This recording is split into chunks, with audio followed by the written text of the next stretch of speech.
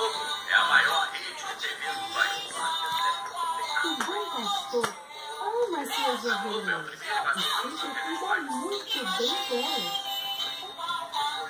Então, todos os dias, antes de ficar de noite, ele guardava suas lindas ovelhinhas no cercadinho. Cada ovelhinha era muito especial, então eu tinha certeza de que ninguém se perdeu no caminho. O pequeno pastor contava suas ovelhinhas bem assim.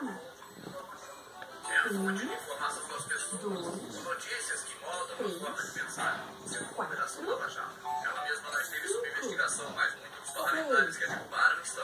4, 5, 6, 7, 8, 9, 10. Que bom! Estão todas aqui. E agora, vamos dormir. Como preparador físico, eu sempre digo que a melhor maneira de entrar em forma é não ficar parado. Mas hoje, eu decidi passar para vocês um truquinho diferente.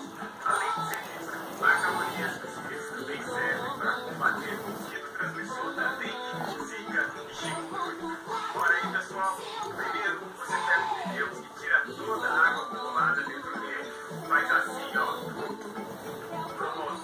Depois, é só guardar em local coberto.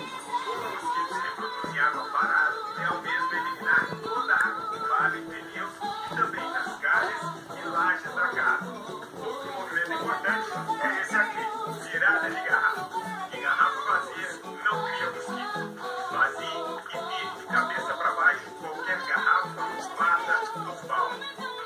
Agora preste atenção nesse movimento. É muito importante que esse exercício seja muito bem executado. Fechamento de tampa de caixa d'água.